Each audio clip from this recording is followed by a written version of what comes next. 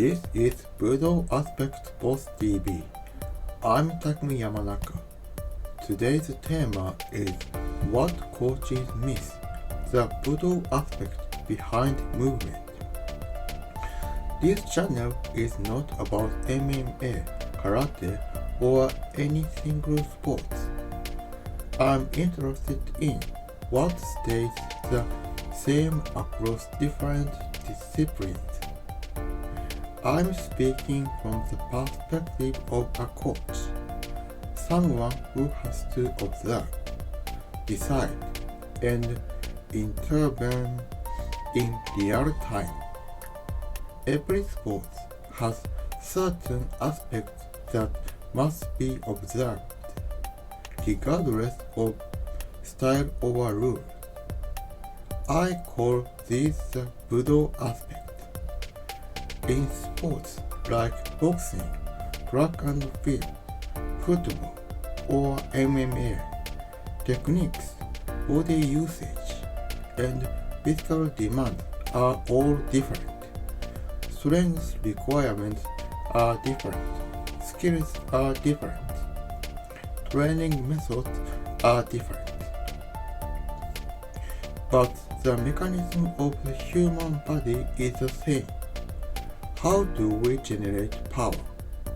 When and where should we relax muscles? When and where should we apply force? What causes the body to break down? And how can we avoid that? Athletes are all human, so even when sports are different, the underlying body mechanisms do not change.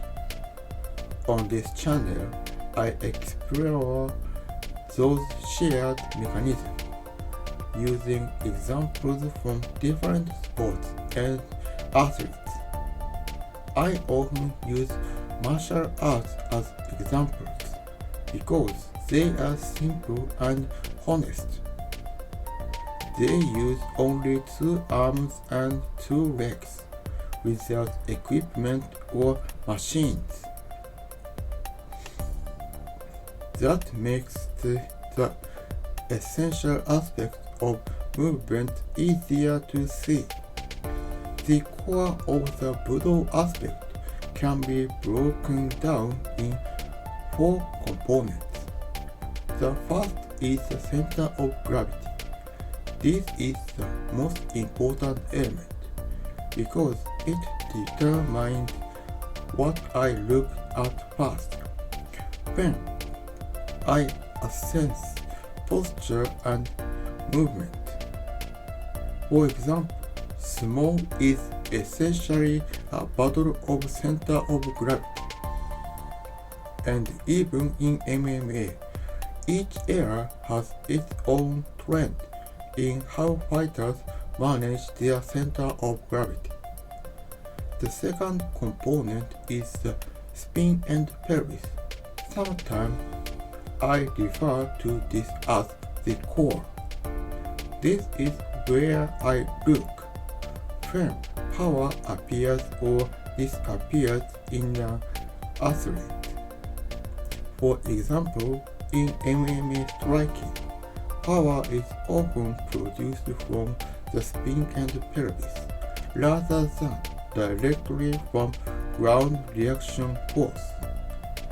Many sports rely on this same mechanism to generate force. The third component is relaxation. This does not mean resting or being passive. It means not applying unnecessary tension to specific muscles. This is often the first thing I check when an athlete moves too stiff or gets injured.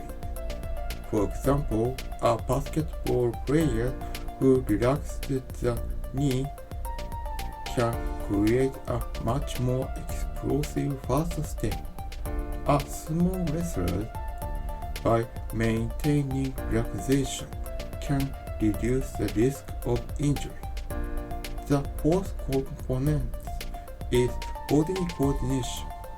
Without coordination, coaching cues stop working, no matter how clear they are. In that state, the body becomes little more than a heavy object. For example, when Canelo Alvarez trained with weights, he often trained multiple muscle groups at the same time through coordinated movement.